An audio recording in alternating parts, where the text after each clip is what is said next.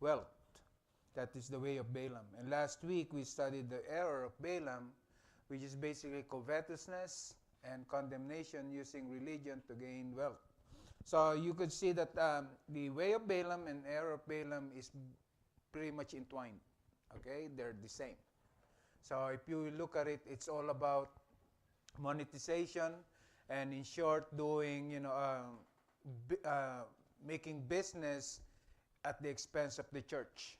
And as Christians, if we can avoid conducting businesses as far as for profit, especially for profit, at the expense of the members, that is not biblical, and that is actually a work of the devil. In short, you have seen it even in the time of Jesus Christ. That's why he was so upset in the temple, because at the expense of the what God has actually designed the temple for, is they conducted a for profit scheme, which is making monetization, or monetizing the church.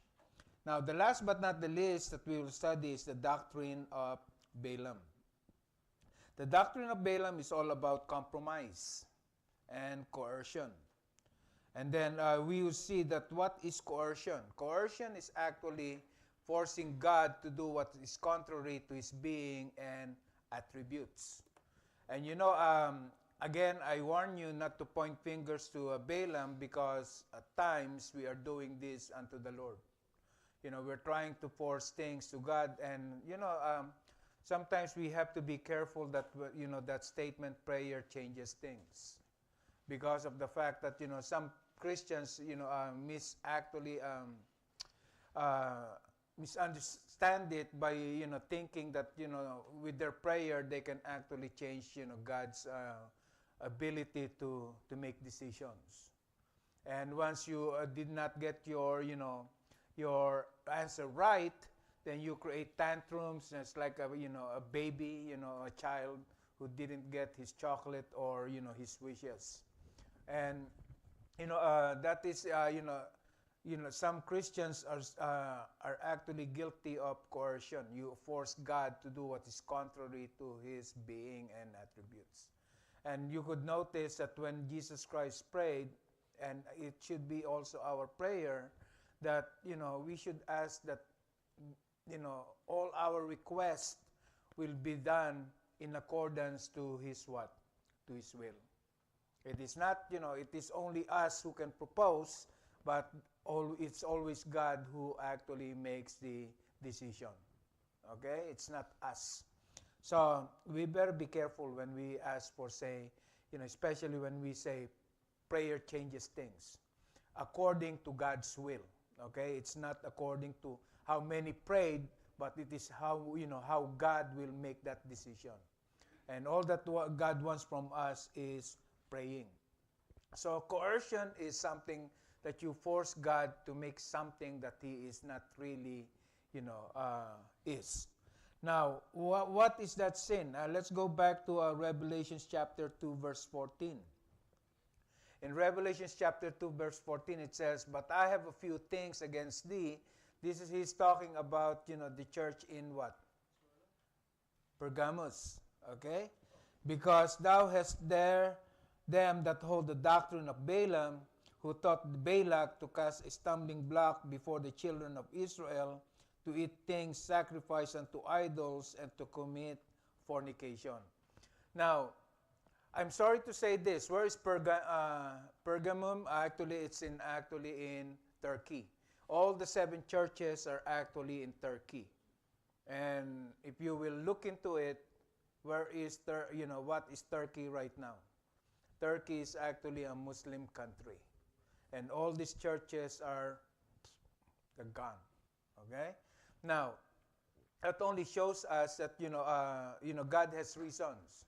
And if you have actually, disobeyed, just like our pastor was, preached this morning, if you actually, disobey God and, look at the other way, then these things can happen. And lo and behold, the 7 churches are gone as we speak. Why? Because there are so many problems in those 7 churches that we as Christians should learn from all those sins that these 7 churches actually committed. So here it says, the doctrine of Balaam. What is the doctrine of Balaam? Now, let's go back to the history first before we go deep into the doctrine of Balaam. Now, if you have a pen, this is very good to, because this is all the summary of, what we have studied. Now, the history is you start with Numbers chapter 22, verse 4, wherein Balak summoned the elders of Midian. Now, isn't it that Balak is a king of Moab? Right?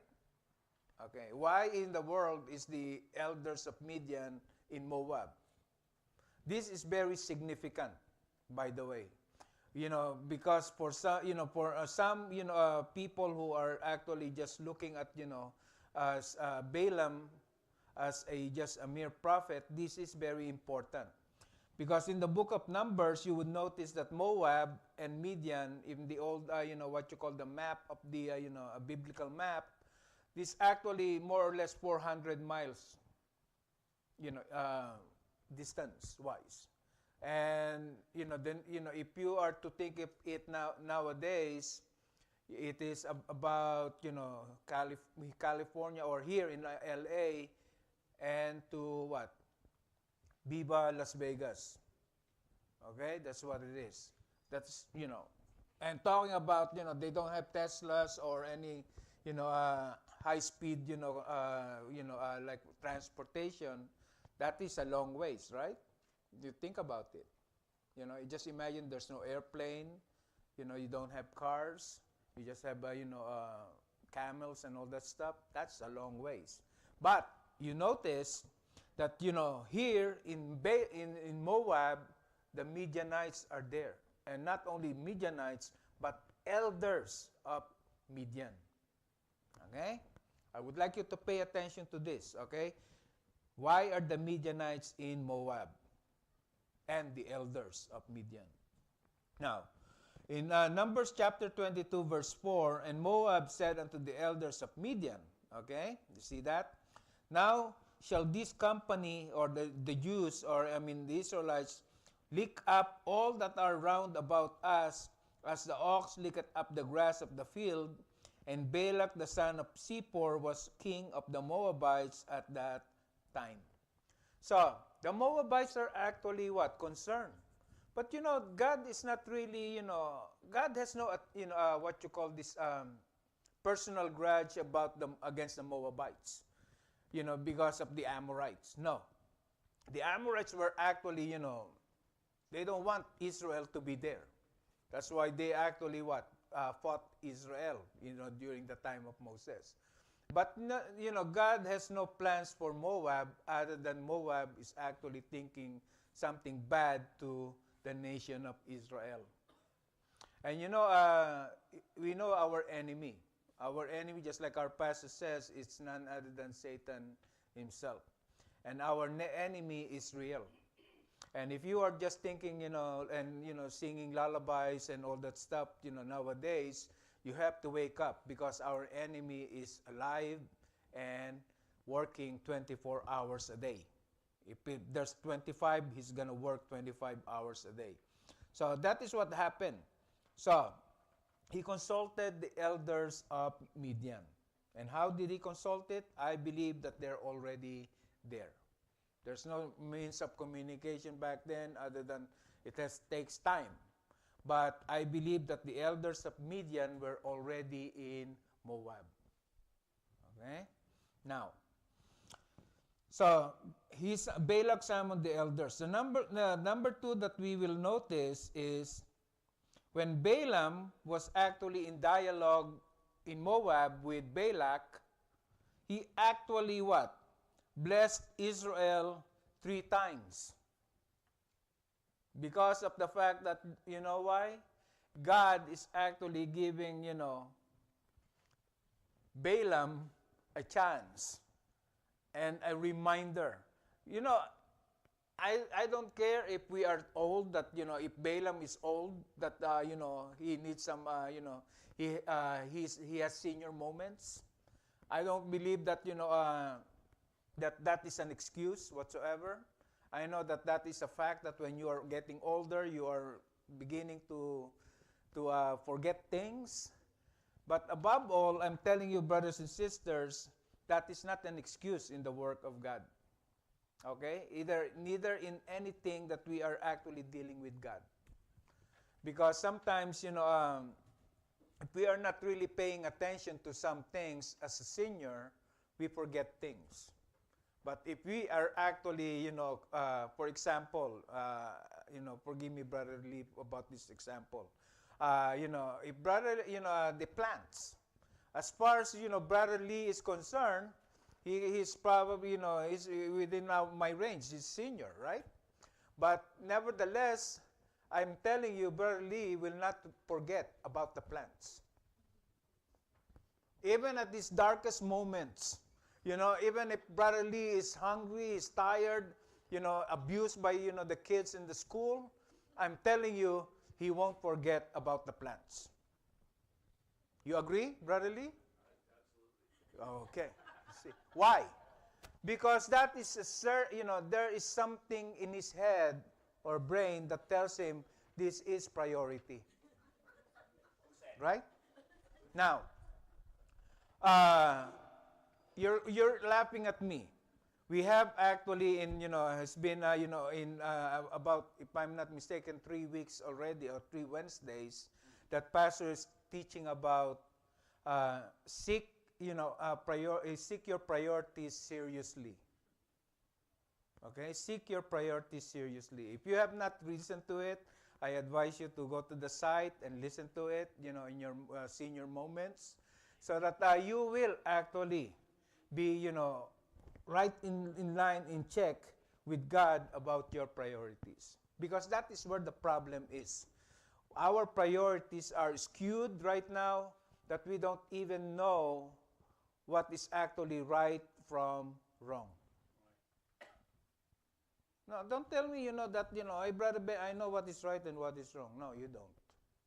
Because if we actually know what is right and wrong, then we will do what God has actually, said to us every single day, night in and night in and night out. Right? So, but anyway, so Balaam was in Moab. When he was in Moab, actually God gave him 3 times, just like Peter, 3 times that he was given an opportunity to correct himself. Right? And what is the sad thing about Balaam is, 3 times God corrected him to bless the nation of Israel. Why? Because that is the covenant of God to the nation of Israel. He will bless his people. That is a covenant. Now, brothers and sisters, if you don't know what a covenant is a contract. It is a contract. And by the way, brothers and sisters, when you say a contract, and you're having a contract, you have to what? You have to perform it. You have to fulfill, right? Now, how come we as Christians, God has a covenant with us, He's doing His part and performing it, and we, on the other side, who actually is the recipient of the contract, is not even doing anything. Right? And that is sad. Why? Because it takes 2 to actually fulfill a contract. And God is always on the losing end. He's always on the wrong end by us Christians not performing our what? Our duties and responsibilities. Our God is not sleeping. He's always there, 24 hours a day. He's got the lifeline always open for us to call Him and talk to Him every single day. But as believers, we ignore Him. And that is the problem with Balaam. Balaam is continuously reminded by God, you have to bless my people. There's no way you can actually, change that course, because it is my attribute, it is my my nature to actually what? That I'm not changing, and what I have promised, I will fulfill. That's what God is telling Balaam. But as stubborn as Balaam, just like you and me, we don't listen. We don't listen. He was reminded 3 times. And what the problem is sometimes with us believers is we think that we are alone when God deals with us. Remember, we are a body. If you are not, if you're not faithful, I am affected. If I'm not faithful, you are affected. All of us are affected because we are one body. And the sad part about that, my brothers and sisters, is that body will ache and feel the pain even at the minute, part of that body. That is the problem. And when we do things against God, you carry the whole body, the whole church. So if you are not faithful, then the whole church suffers. If I'm not faithful, the whole church suffers. Why? Because we are just one body in the Lord. And Balaam doesn't recognize that he is not just doing that transaction or that, with God, but he is going to affect the whole nation of Israel. And what is this, problem with this? You know that the fact that the Messiah will be coming from where? From the nation of Israel, right? And Satan, if Balaam was actually, even prophesied that, a Messiah will come out of what? Israel, right? He even prophesied about that. But the problem was he was so, stubborn, and he was blinded by his own sin, by the almighty dollar that is sinking in his head, that, he actually what? He actually lost foresight of what God has, his intent to the nation of Israel, which is the Messiah. Because if, Balaam doesn't know that if he curses the nation of Israel and God will perform that, then guess what? Our salvation is hanging in the balance. We don't have any salvation, right? And so, that is a problem. So, sometimes, you have to figure out, Hosea 4:6. My people were, actually what? Destroyed because of lack of what? Not wisdom, knowledge. Just knowledge. Why? Because we are not paying attention, to what our priorities are in our Christian life. Is it God or yourself? Now, Numbers 24:10 says, and Balak's anger was kindled against Balaam, because Balaam is actually a hypocrite. Balaam is actually he wanted just these antics of, holding it, deferring his, his curse, so that Balak will actually offer him what? More. And you know what? He succeeded. Balak is actually giving, he wanted, ended up giving him more at the expense of God's people. And you better be careful too. Like, we will be offered by Satan with a lot of things just to destroy us and our church. And, we have to really be knowledgeable about who our enemy is. So I called thee to curse mine enemies, and behold, thou hast altogether blessed them these 3 times. So he, all that he's encountered with Balak is, he ended up with what? Blessing the people of God. Why? Because God wanted it to be that way. He will not. He will not budge. God will not, as much as we say God will, prayer changes things, it is God who actually signs off on everything, brothers and sisters. Okay? But I'm not saying that you don't need to pray. But what I'm saying is you pray and don't push your luck before God. Meaning, you just let God do the working. And He will answer you in due time. Now, the third thing, CDC. What? What is CDC? Huh? What is CDC? Huh? Centers for Disease Control, right? There's no CDC there. I just put it here because of the fact that, this is a serious problem. When COVID struck us, CDC was actually what? Involved.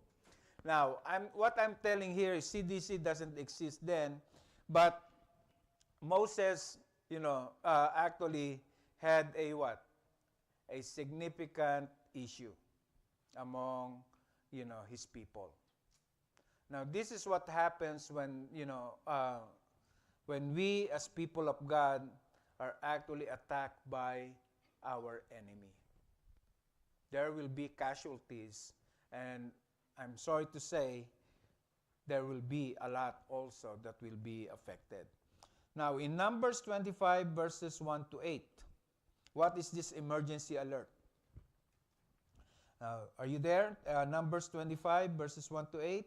It says, "And Israel abode in Shittim, and the people began to commit whoredom with the daughters of Moab."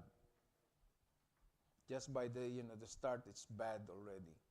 "And they called the people unto the sacrifices of their gods, and the people did eat and bow down to their gods. And Israel joined himself unto Baal Peor, and the anger of the Lord was kindled against Israel." It's really bad now.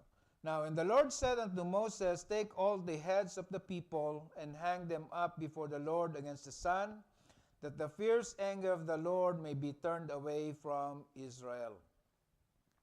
And Moses said unto the judges of Israel, Slay ye every one his men that were joined unto Baal Peor. And behold, one of the children of Israel came and brought unto his brethren what? A Midianitish woman." We're talking about what? Moab, right? It should be a Moabitish woman. But this one is a Midianite. Okay? In the sight of Moses and in the sight of all the congregation of Israel, children of Israel, who were weeping before the door of the tabernacle of the congregation. And when Phinehas, the son of Eleazar, the son of Aaron the priest, saw it, he rose up among the congregation and took a javelin in his hand, and he went after the man of Israel into the tent, and thrust both of them through the man of Israel and the woman through her belly, so the plague was staged from the children of Israel. Now, if you stop unto verse 7, you would see that was really bad, right? You would see that is very horrible. What the grandson of Aaron will actually kill a man with a javelin and the woman, the Midianitish woman. Why is that? Well, the answer to that is because of the plague. You notice there is a plague right there. Plague. What is the plague then? Do you have any idea what the plague was? Now, you notice that, remember, if you read the previous passage, they were actually eating, drinking, what? Eating and drinking and worshiping idols, which is actually associated and dancing, and they are actually involved in orgies, sexual, activities that is actually, close to prostitution. Why? Because they're just having, what you call contacts with different people at the same time, and you would know that if you do that, then there will be what?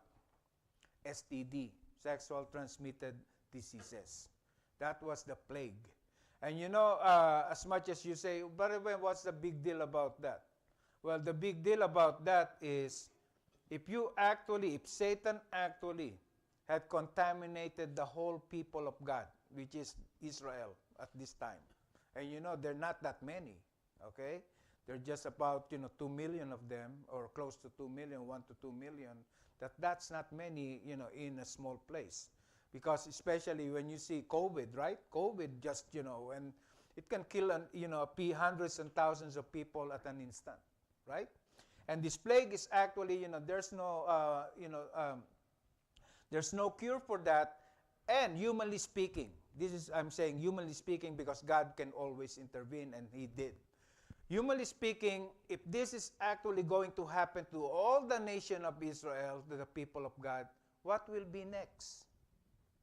You think? Huh? There will be no Messiah. Right? There will be no Messiah. That is the root of what Balak is, and this is actually by design by Satan himself. You have to know your enemy. That's what Pastor is saying this morning. You have to know your enemy. Because your enemy is wiser than, I'm not going to say wiser. He's subtle, more subtle than you are, actually.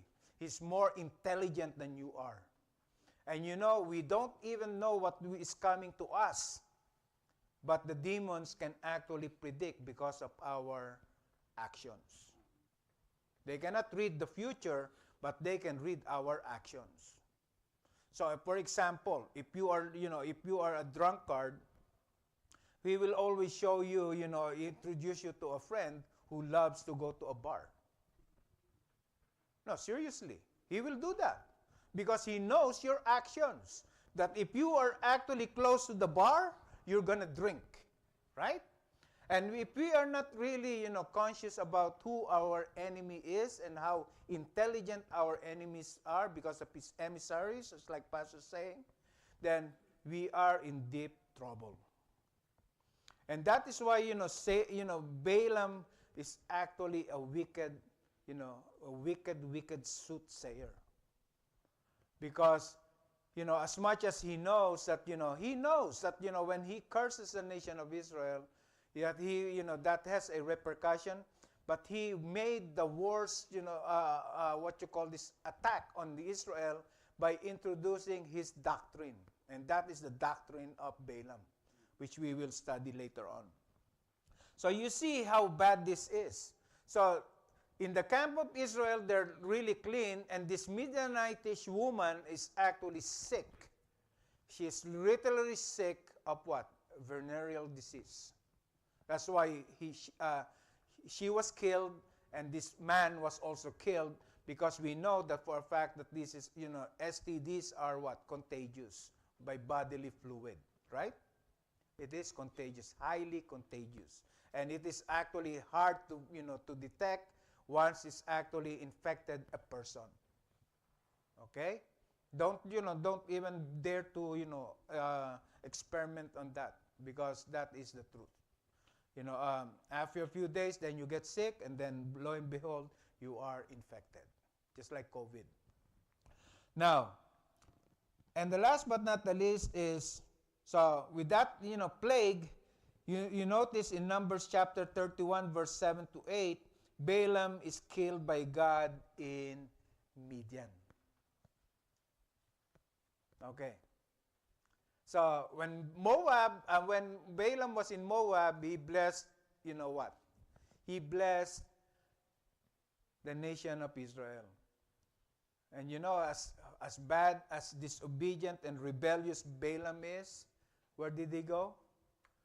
He went to Midian.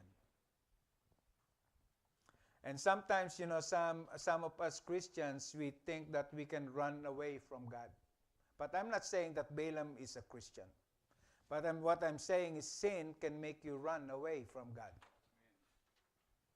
And, the biggest mistake that a Christian can do in his lifetime is when he is in trouble, is when he runs away from God. How many Christians have we known that, they have serious problems or trials, and they're having a health scare, or undergoing, financial trouble, and the first thing that you know is they miss church, and they don't want to talk to their brothers and sisters in the Lord. Please, as a point of, as a point of, suggestion or advice, when you are in trouble as a believer, the first thing you have to go is run towards God, because He has the solution. He will always have the solution, and it may be especially from His people. Okay? From His people. Now, Let's go to Numbers 31, verse 7 to 8. It says, "And they warred against the Midianites as the Lord commanded Moses, and they slew all the males. And they slew the kings of Midian, beside the rest of them that were slain. And here you would see Balaam also the son of Beor, they slew with the sword." So now, where is Balaam? Balaam is in Midian.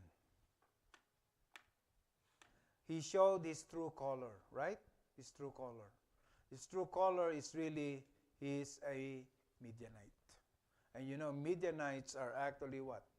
They're really, bad, because of the fact that they're actually not only, worshiping an idol, but all their, they're eating, unforbidden, food, and most especially, they're infected by disease, venereal disease. Because that is a, and this is confirmed, that, archaeologists has actually, made, what you call this, an evidence of this, that, that they are actually, worshiping, and then when they worship, they are involved in what you call, prostitution. They use their, the women as prostitutes. Even in the time of the Roman Empire, they were doing that. Now, what is the doctrine of Balaam? Okay, here you go. What is the doctrine of Balaam? Anybody who can say what is the doctrine of Balaam? Huh? Okay. The doctrine of Balaam is he has a belief that he can usurp the authority of God, as shown in his persistence to get the reward rather than living righteously before God. That is the doctrine of Balaam. Call it the counsel of Balaam, call it the advice of Balaam, but he actually gave Balak an idea of how to conquer the people of God.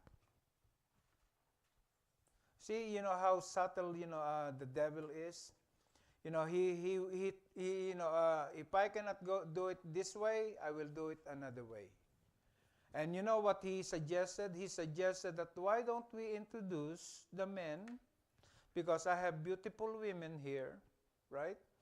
Why will we introduce these beautiful women, these Midianitish women and Moabitish, to the people of God, to the male ones? Let's get a, what you call that, what are those, programs that they have nowadays, you meet your, matching, right? Your soulmate and all that stuff. That is not new. That has been old. Here is this, Here it is that Balaam actually proposed that to Balak. Let's introduce my beautiful women to these men of Israel. And why the men of Israel? Why didn't they introduce the men of the Midians? Because the men are actually the warriors, right? Back then, if you infect the warriors, right? Then you will there's a big chance that you can actually win the war, because these guys are infected. They will only go so far, and that's it, right? And you know how many people are actually infected? There's about 24,000. With this encounter that they have, initial encounter, they have 24,000 men that were actually infected. That only shows you that, how sin can actually just spread like wildfire, right? 24,000. Can you imagine that? 24,000. It's like COVID, right? It's really scary. Even in the time of Israel, that's why Moses was, alerted so bad that even Aaron actually took, matters in his own hand, his son. Why? Because it is a serious problem. And sometimes, judgment comes from us in different ways. And I hate to say it, just like our pastor saying, whenever, when bad things happen to good people, much more in bad people. Bad things can really happen to bad people because of God's judgment upon them. But here you're talking about, the people of God who were actually what? Infected. Not because of, not because of what you call circumstances, but because of lack of what? Knowledge. Because, the problem also with us Christians is sometimes we are so licentious that we think that we're invincible. We always misquote that saying, as long as God is not, done with you, you are invincible. That is really partly true. But, God, Satan can actually use that against us. In what way? Because some Christians think that, once they're already saved, they're always saved, right? They will not lose their salvation. But the truth of the matter is that once they are always saved, they are actually what? Complacent about living a moral life. Now, let me ask you this question. Be honest in your heart. When you were actually an unbeliever, and some of you are really, passionate about your belief, when you were an unbeliever, you can even kneel in front of the church, right door, kneel there, and make your way to the altar with your knees. Right? Now, don't answer me. And some of you are actually doing some, fasting, sacrifices, just to meet, at your own level, that you can actually please God. Right? This is when you were an unbeliever. Now, why in the world that we now became a believer and then it turned out that we look like worse than we are before? Why? Because we think that we have a sense of immunity. In what sense? I'm always saved. I'm once saved, always saved, Brother Ben. So if I commit sin, I will still go to heaven. So you're just saying, Brother Ben, I'm saved. Please don't care about me. I don't care. Or you're even telling God, God, you saved me, so even if you kill me today, I'm going to heaven. Shame on us if that is our, thinking. And that is one of the lies that is embedded in the mind of Balaam. That even though he thinks that, this is God's chosen people, so even if I curse them, or even if they fall into sin, God has a covenant with them that he will never break. That is true, right? But Balaam forgot what is actually embedded in that is only partly true. Because what is in there is God will always keep his covenant, but they are not immune to God's punishment. You agree? But they are actually, Balaam in his head, just like you and me, were thinking, once saved, always saved, Brother Ben, but I don't care about my Christian life. Is that what you're saying? That is the doctrine of Balaam. If you are not aware of it, that is one of the doctrine of Balaam. God will perform his end, but I don't care. I will live my life. Just like Frank Sinatra, and I was corrected. My Way is sang by not only Frank Sinatra, but also Paul Anka. That was during my days. I think it's probably Brother Doming. Okay, Paul Anka. So, My Way. That is one of the problem with the doctrine of Balaam. The doctrine of Balaam is simply a counsel or an advice of Balaam to Balak. Okay? So you got the point? Now, so Balaam believes also in me first and God second with his continuous defiance against God. This is one of the problem with the doctrine of Balaam. It's me first, second is God. That's why I don't believe in second best, brothers and sisters. There's only one best. And when you say, treat the day as if it is your last day. Okay, that is good. But you know what? I will prolong it.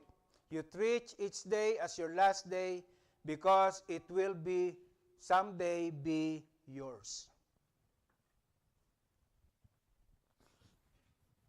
You got the point? You treat it as if it is your last day because it will be one day be yours. So any day, brothers and sisters, should be treated, because even if you think you're young now, you're strong as a bull, just like your doctor said, tomorrow may not even come. Okay? Tomorrow may not even come. So that is a lie by the devil to you and to me, that there is still tomorrow. Right? There's no tomorrow, brothers and sisters. Because it is in the hands of God. Tomorrow is in the hands of God.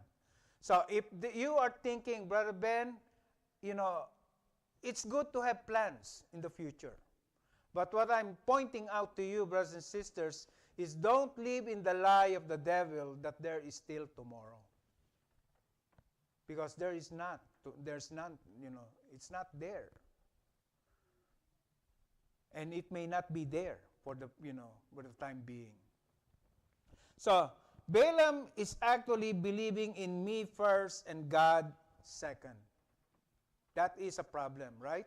Why? Because even in the 10 Commandments, you would notice the first 4 commandments are towards you and God. Right? Now, with that, established, commandments, the 4 commandments, it is between you and God. But what is the first commandment? Thou shalt worship the Lord thy what? Thy God. But Satan is telling you, thou shalt worship yourself rather than God as the first commandment. And if you have that mindset, you are actually being misled not only by yourself, but the devil himself. And here you could see in the passage in the book of Numbers, you would see how Balaam is so selfish that even though that God has already revealed to him that the Messiah will come from the chosen people of God, and that he was, he had a pathway to actually to correct his course as a soothsayer, but yet he elected himself. He actually chose himself, and that is why I want you to, go back to our site and listen to the seek your priorities, seriously, because it will tell you, brothers and sisters, if you are really in line with God and His will. Because if you have the wrong set of priorities, then you will end up where your treasure is, there will be your heart also. I'm not talking about just material things. Your priorities in life. Is your priority in line with God? I always make sure that my priorities are in line with God, because I am positively sure that God will judge me if my priorities will not be in line with Him. Now, the sad part also about Balaam is, Balaam is actually, had the thinking that, he will not be punished. So he went, he actually, hit and then, attack and retreat, right? That's what he did. He attacked the nation, the people of God, and he coasted in what? In Midian. About 400 miles away, thinking that it is all over with God. Right? You know what? God is not mocked, for whatsoever a man soweth, that shall he also reap. God followed him. If he was hiding from God, God made sure that he will find him. He paid for it, and he paid a price for what he had done. God will never forget. Just like in in the book of Numbers also, that He will remember our sins in the second, third, and fourth generation. And I'm just glad that through Jesus Christ, my sins were all forgiven. But if you are not actually walking right with God, God will deal with you seriously. And with me seriously. Now, also Balaam loved sin more than God, as shown through his unwise counsel before King Balak. So, God told him, bless my people, but God did not tell him or promise him anything, because there's no Matthew 6:33 back then. He did not verbally promise Balaam about being blessed. But I'm telling you, Balaam is actually conscious of God the Almighty. He's conscious of it for the fact that he knew what happened in the desert or in the wilderness, that how God took care of his people. Not only, spiritual, monetary, material things, food, he was taken care of. But you know what? He was willing to rather take a bowl of soup, okay, just like Esau, than to actually get a drum full of blessings. And sometimes we as Christians, me included, we would rather settle for a bowl of soup than the drum full of blessings from God. Because deep within our hearts, we know how God can bless us. Amen? He knows. But you know what? Because of the sin and stubbornness and rebellious heart that we have, we'd rather take the bowl of soup than sell our birthrights, our privileges and all those things, for the sake of sin. That's what it is. The sin, sin. And then I think that is all for us now. And now, in Hosea 4:6, my people are destroyed for what? Lack of knowledge. Not wisdom, just plain knowledge. And I believe Christians, we are not actually, required to be pastors or preachers or teachers, but we are required to be men and women of the Word of God. Meaning, we live by the Bible and we die with the Bible. Because it is an inerrant Word of God. It may have some spelling corrections or something, but I'm telling you, it is inspired, and with all the the writers and authorship of this, the writers and all these things, there is one author who is none other than the Holy Spirit. So, what should we learn from Balaam? Rewards or righteousness? That is a question that you could answer this morning. What are your priorities in life? Is it rewards, things of this world, or living a righteous life before God? That's your, So note, the main lesson here is to find the will of God and what? Obey it. We know the will of God in our lives, brothers and sisters. You will say, it's between me and God. Yes, it's between you and God. But I'm telling you, obey Him. When you say obey Him, put actions into your words. Okay? Put actions into your words, just like James, stated. And sometimes, we are just, more on words rather than actions, regardless of personal desires or subsequent circumstances. What works for you doesn't work for me, but I know that what works for both of us is God, right? Only God. And I keep telling God because God is the solution. God is has no beginning, but He is our start when we were created, and He will be the end when He will be rewarded and judged. Okay? So do you have any questions about Balaam? So the doctrine of Balaam is just a plain counsel, but there is so much into it that advice is actually very what? Very subtle, and not only subtle, but it was very destructive. So I hope and pray that we learn from Balaam. And I hope and pray that we will not point fingers to Balaam, but rather than point fingers on ourselves and examine ourselves, because Balaam should be a good example to us of how not a person should deal with God, especially when it comes to believers. And Balaam, I believe, is not a believer.